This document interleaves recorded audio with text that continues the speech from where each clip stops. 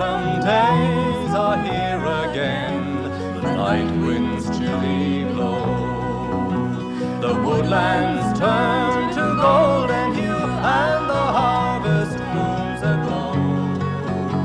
I dream again of days long past, to come no more I know, when I mowed Pat Murphy's meadow in the sunny long ago.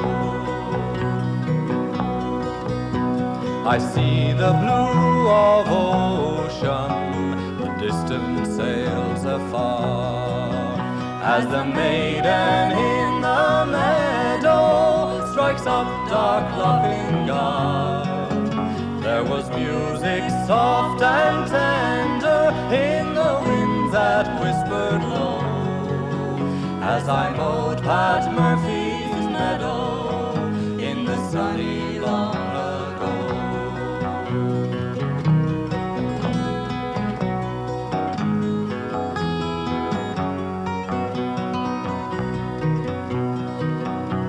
Where are the happy boys and girls that danced in the gay quadrille, and the singer that warbled sweetly the burning granite mill, to hear again at sunset where sweet Afton waters flow, as I mowed Pat Murphy's meadow in the sunny long ago.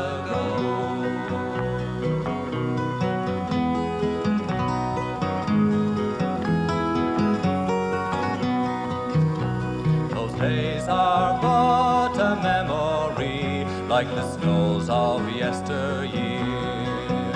And when evening shades are falling, all alone I shed a tear. On my cheek I feel the soft touch of the winds that whisper low, when I mowed Pat Murphy's meadow in the sunny long ago.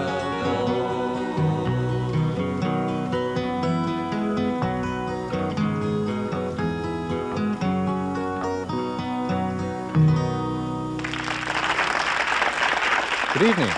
Aidan and Joyce O'Hara welcoming you to the program that marks the official end of the celebrations of the 25th anniversary of Newfoundland's Confederation with Canada. Now, for some it was an occasion of joy, and perhaps for others one of sadness. As for us, we're going to join in the celebrations by singing the songs of Newfoundland's rich heritage. And the one you just heard, The Day I Mowed Pat Murphy's Meadow, was written a good few years ago now by a man by the name of J.M. Devine. That's a name well known to most of you. Now, speaking of exploring and discovering in Newfoundland, have you ever wondered how it all came about?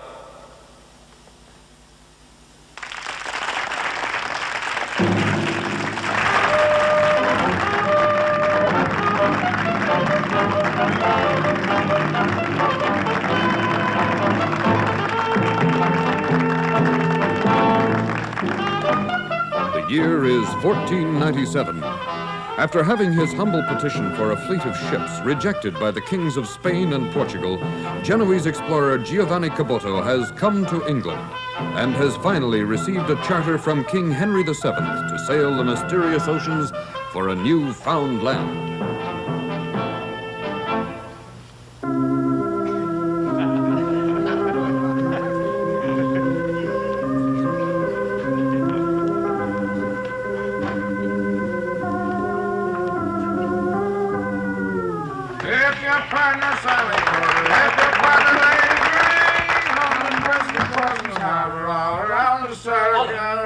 All right, enough of that silly song stuff and get to work. We've a lot of discovering to do.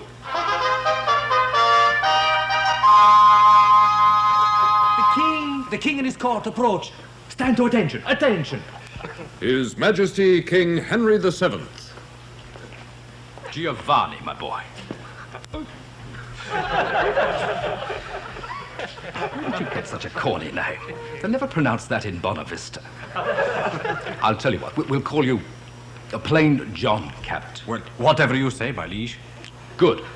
It'll make it easier on the grade 5s.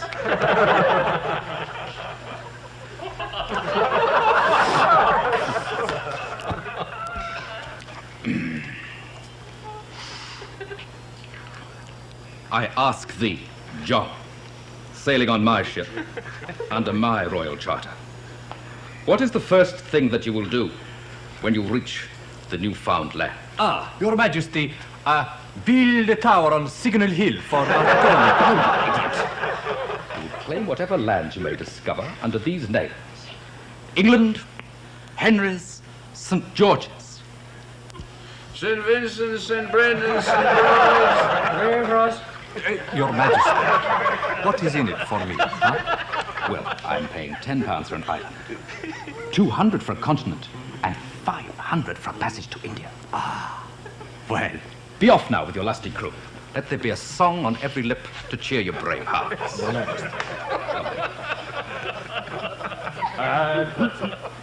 London risen horsemen around the circle. On the heaving breast of the mysterious Atlantic, after 57 days at sea, John Cabot and his brave crew are growing desperate to sight the newfound land. We must sight the land soon. We must. Captain, the men are growing desperate. There's rumbles of mutiny among the crew. Rumble, rumble, rumble. Mutiny, mutiny. Quiet, you blackguard, or I'll have every man jack of you strung up to the yardarm. Captain, there's a pirate ship off the bow. He's going to heave too. What do we do? Well, heave to back at him, you fool. He's going to fire a ball over our shoulder. I'll see you after the ball is over.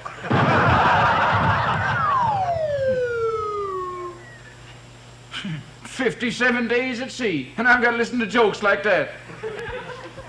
Rumble, rumble, rumble. Mutiny, mutiny, mutiny. Captain, I don't like the way the crew is acting. Neither do I. It must be a CBC production. Hello.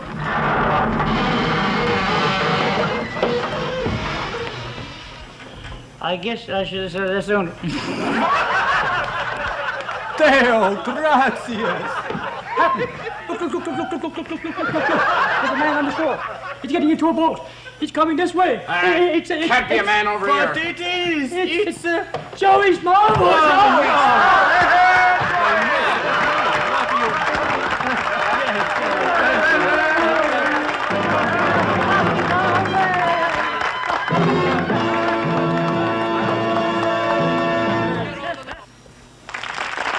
And that's exactly how it happened. And that's exactly how it happened. Do you realize, are you aware, do you realize that man Cabot sailed 3,000 miles of ocean to find us? 3,000 miles. Amazing. Not 500 miles or 1,000 miles. Not 1,500 miles or 2,000 miles, but 3,000 miles. Yes. 3,000 miles. All right. Look, you know, of course, we're celebrating the 25th anniversary of Confederation. I suppose you'd know something about that. Well, I did have something to do with that. I know about that. You did? Well, look, you see, I'm sort of new around here, and I was wondering if perhaps you wouldn't mind telling us who you are anyway and where you come from. You really want to know? I most certainly do. When I was born in Gambo Bay, it happened on a frosty Christmas day. There were no shepherds and no royal kings three, which disappointed everyone, especially me. Ignoring such a setback from the start, I planned to make myself the premier of Newfoundland. Ignoring such a setback from the start, he planned to make himself the premier of Newfoundland. And so beside the golden rule, I learned the trade of politics at grammar school. I promised all the students that I'd end their tests if they promised all the teachers that they do their best. If they promised all the teachers that they do their best. This experiment in compromise was so well planned. They predicted I'd be premier of Newfoundland. This experiment in compromise was so well planned. They predicted he'd be premier of Newfoundland. A labor organizer I then became, and I walked the railway line in the union game. I walked to Port-au-Basque, and although it was far, made it 7 hours faster than the CNR. Made it 7 hours faster than the CNR. And that amount of walking made my health so grand, I felt I could be Premier of Newfoundland. And that amount of walking made his health so grand, he felt he could be Premier of Newfoundland. Confederation next became for me the gospel that I'd preached to set our people free. But by then I was a farmer with a one-horse rig, and I ended up in Gander with 1,000 pigs. He ended up in Gander with 1,000 pigs. I made speeches to the piglets in a style so grand, they became the first Confederates in Newfoundland. He made speeches to the piglets in a style so grand, they became the first Confederates in Newfoundland. With the piglets I converted 50,000 more, and went on to win the ballot by a damn small score. But they called it a majority and bells did ring for Ottawa and London and Mackenzie King. For Ottawa, London and Mackenzie King. On a tide of baby bonuses on every hand, I was swept into the premiership of Newfoundland. On a tide of baby bonuses on every hand, he was swept into the premiership of Newfoundland. And now politicians all, though perhaps I shouldn't bother, and this advice is coming from the only living father, make speeches that are clear for everyone you see, from piglets to the merchant aristocracy.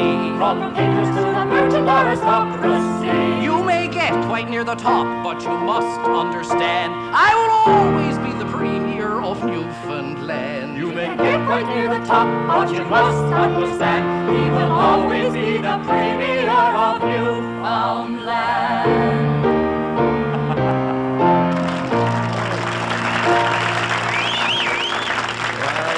Corner Brooks, Jim, but well. There's a noble fleet of whalers a-sailing from Dundee, manned by British sailors to take them o'er the sea.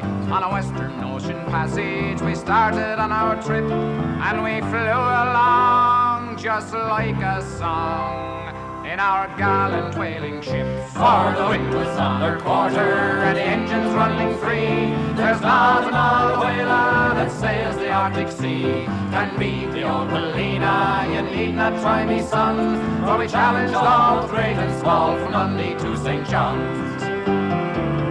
'Twas the second Sunday morning, just after leaving port, we met a heavy south gale. It washed away our boat, it washed away our quarter-deck, our stanchions just as well, and so we left the whole shebang a-floating in the gale. For the wind was on her quarter and the engines running free. There's not another whaler that sails the Arctic Sea can beat the old Helena. You need not try me, sons, for we challenge all great and small from Dundee to St. John's. And now we're back in old St. John's, where grub is very cheap, and we'll drink a health to Captain Guy who brought us o'er the deep, and a health to all our sweethearts and to our wives so fair. Not another ship could make the trip but Helena, I declare. For the wind was on her quarter, the engines running free. There's not another whaler that sails the Arctic Sea can beat the old Helena. You need not try me, son, for we challenged all, both great and small, from Dundee to St. John's. Special guest, Pat Byrne there, a great man for lusty seafaring song and the old Paulina. Pat comes from Paradise, Placentia Bay. Great paradise, that is. Oh, great paradise. Not big paradise, Oh, well, nor little paradise. Not little paradise, that's for sure. Anyway, that's a song from the sealing days of the 1880s. Around the turn of the century, Newfoundland songwriter Morris Devine wrote a piece that caused great amusement around St. John's. It was called Who Stopped the Gun? This gun was fired every day at noon from Signal Hill, and everyone in St. John's set their watches and clocks by it. However, a minister in one of the local churches would always be in the middle of his sermon when the gun would go off. And of course, out would come the watches all over the church, and much winding did take place. Well, to make a long story short, he had an end put to the firing of the gun. No one ever knew who it was who issued the order to have the gun silenced, and one local reporter was certainly given the runaround.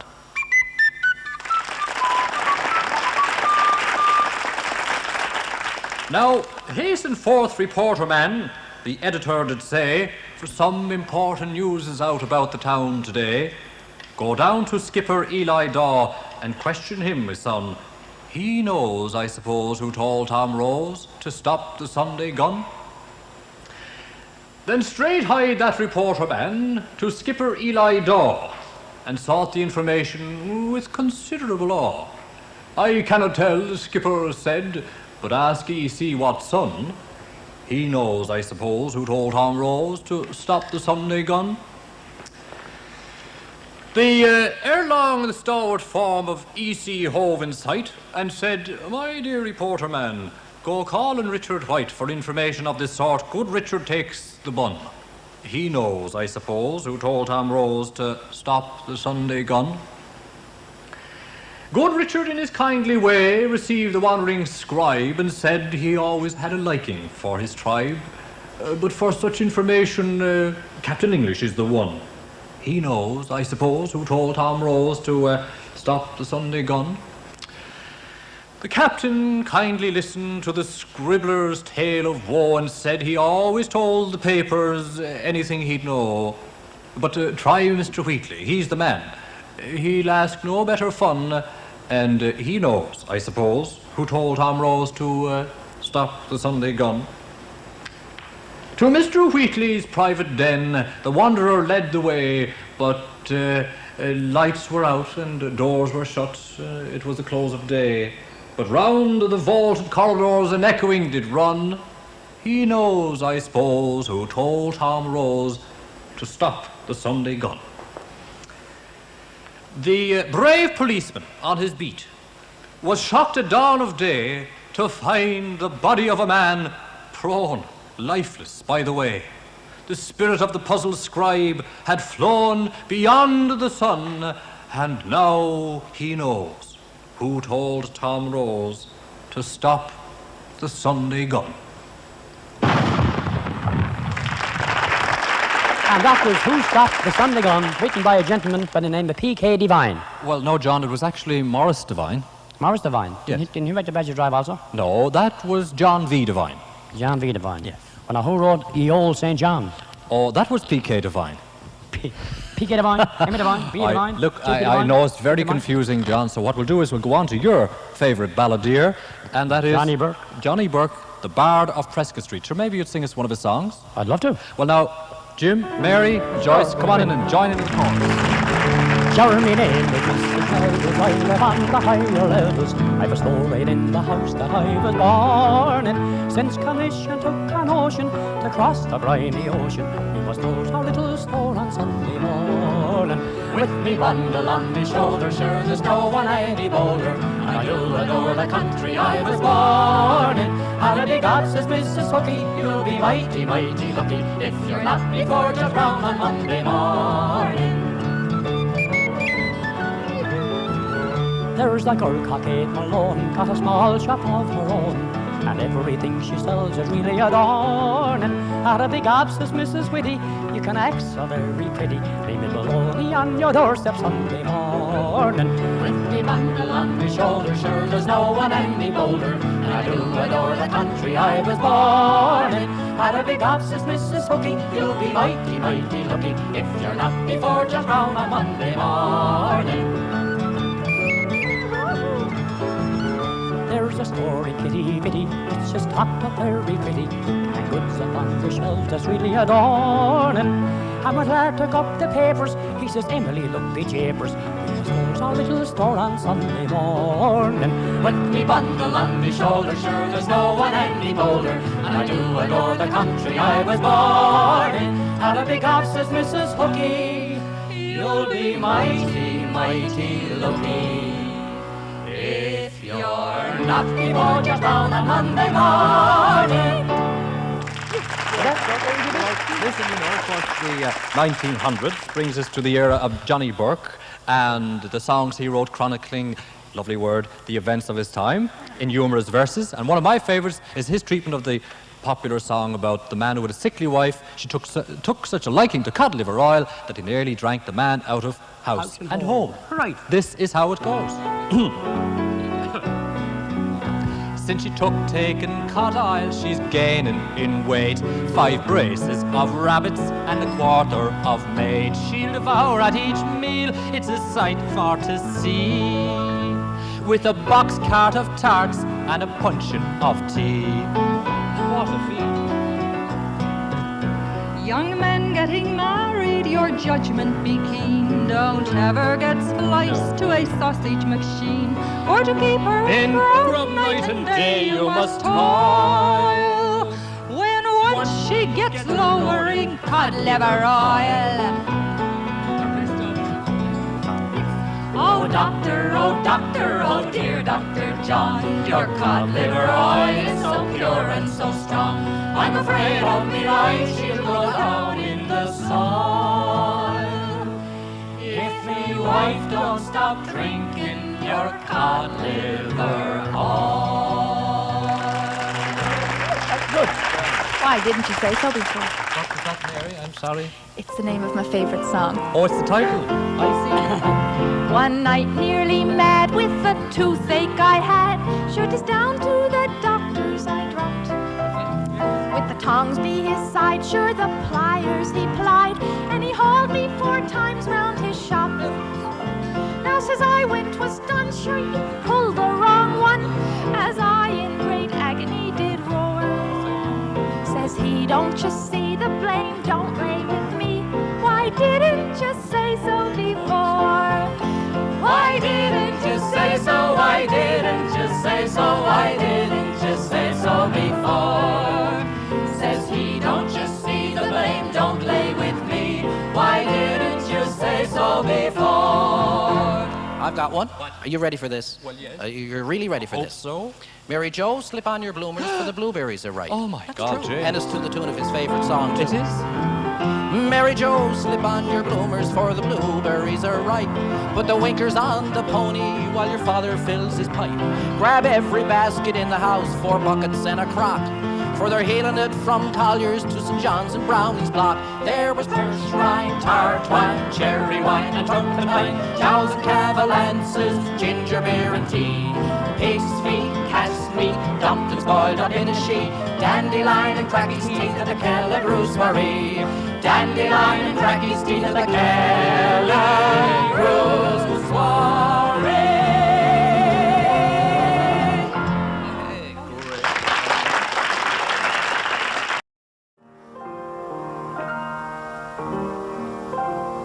Let me view that rugged shore, where the beach is all a-glisten, with the cape spun, where from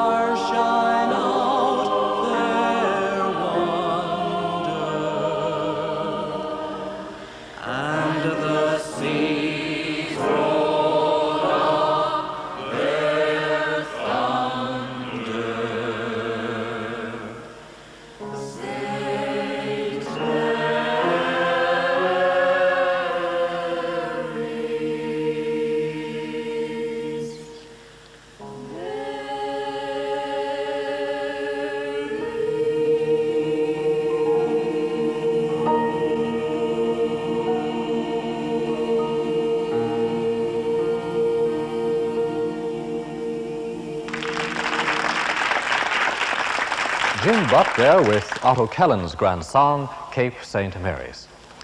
Well, now, a contemporary of Otto's, Art Scammell, had a great hit with his song, The Squidjiggin Ground. And another one of his that we like very much has to do about, it's a crank engine known as the Coker. Now, to sing that song, here's Pat Byrne. You fishermen free who go out on the sea with your engines of various makes, this old jump spark of mine I will keep every time. You can take all your new makes and breaks. She was tied up with twine, there was bits of tarred line round the timber to keep her in place. Her compression was weak and the air used to leak where the packing was blown from the base. She was easy on fuel, but she kicks like a mule, for the screws on the bedding were slack. And we all of us swore when she'd rise from the floor, we were sure she would never come back. She was lashed up with wires, packed with motor car tires. Oh, how we did labour and scold, as with posts on each side we earnestly tried for to keep her from leaving the boat. Well, now, one evening last fall we went out to our trough. Now, it looked like it was going to blow. We turned to go in at the teeth of the wind with a cross-handed dory in tow. Tom hove up the wheel and he cursed a good deal, and he cried till he found of his heart. He tested the oil and examined the coil. The divil a bit would she start. Now, it was coming on night with the seas feather white, when up to us rode a small skiff, and a bedlamer boy with a cast in his eye kindly offered to give us a lift. Well, now that kid jumped on board with the air of a lord, his movements unhurried and slow. He noted the string and the windy blind spring, but he got that old coker to go. Just a poor homeless lad, he hadn't a dad, and his name you may never have heard. But the boat swung about as he opened her out, and she rose to the waves like a bird. So we shipped on that kid, and we're sure glad we did. Now it's seldom we ask for a tow. Now he gets a full share, which I think only fair, for getting that coker to go. Go, go, he makes that thing go. How he does it, I'm sure I don't know. We can race with the Clyde and caper alongside when he gets that old coker to go.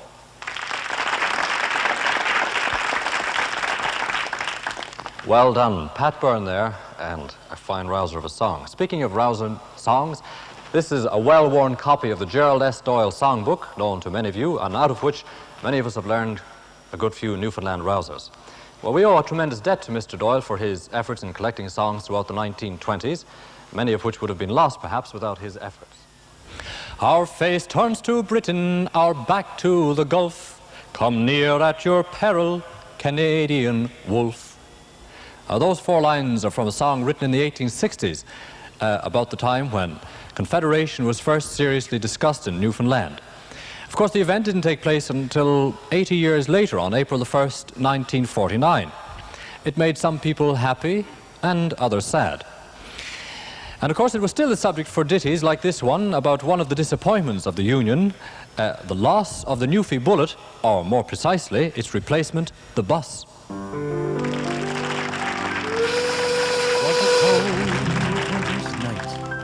Not a star was in sight as we rolled down the hill to Random West.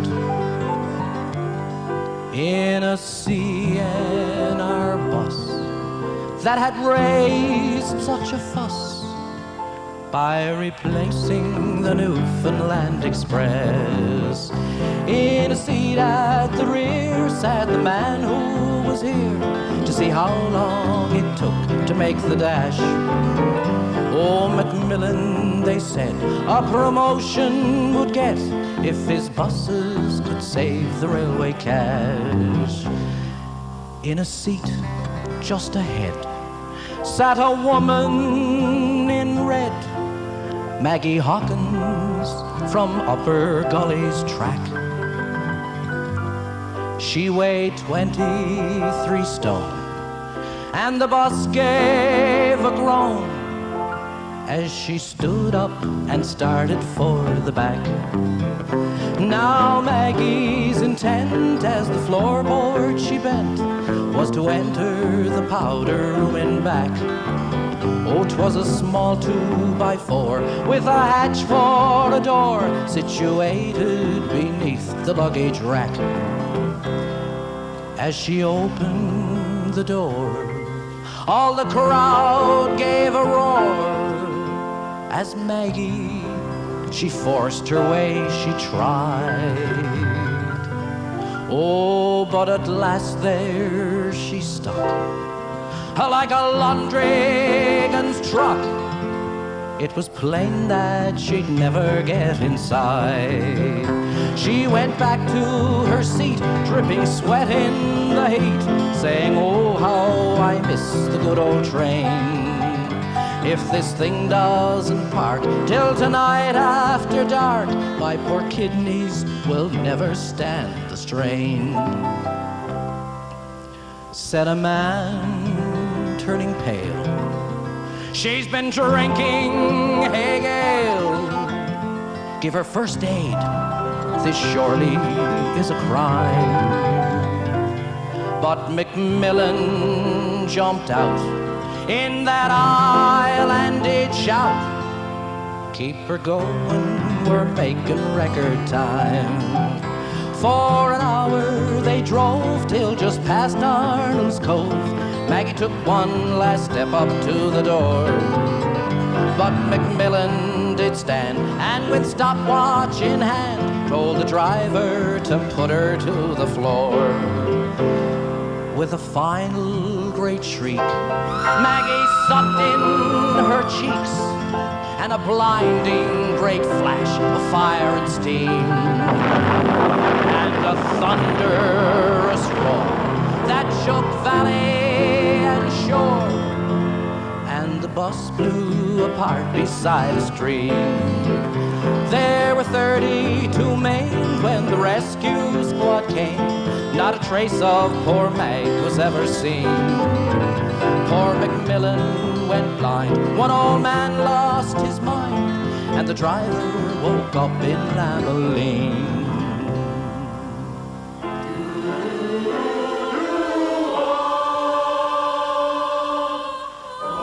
On a bend in the hill, just outside Clarenville, stands a tombstone to mark Mag's last remains,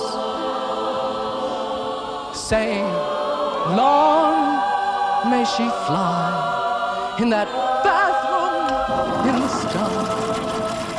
She's the woman who gave us back our trains.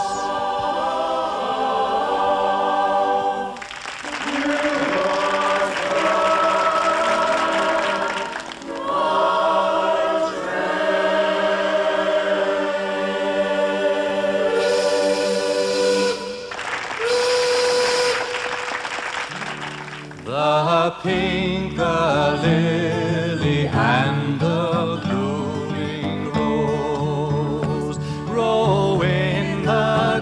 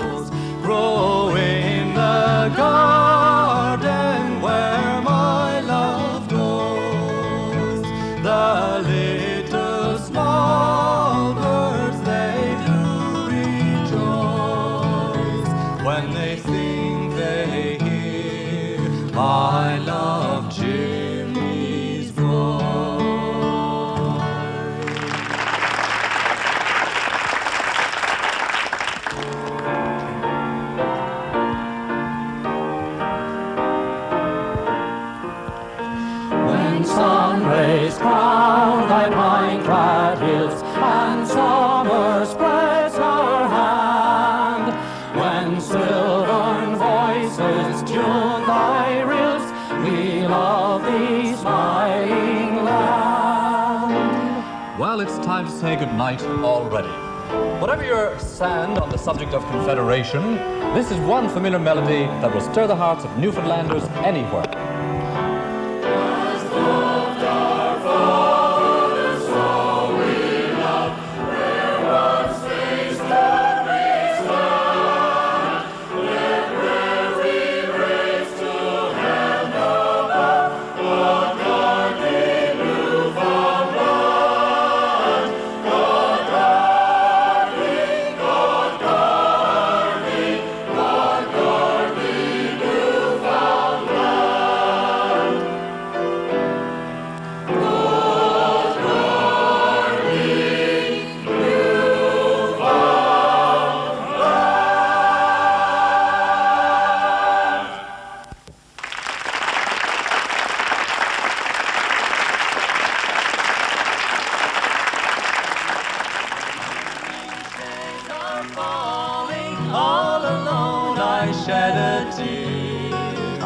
On my cheek I feel the soft touch of the winds that whisper low. When I mowed Pat Murphy's meadow in the sunny long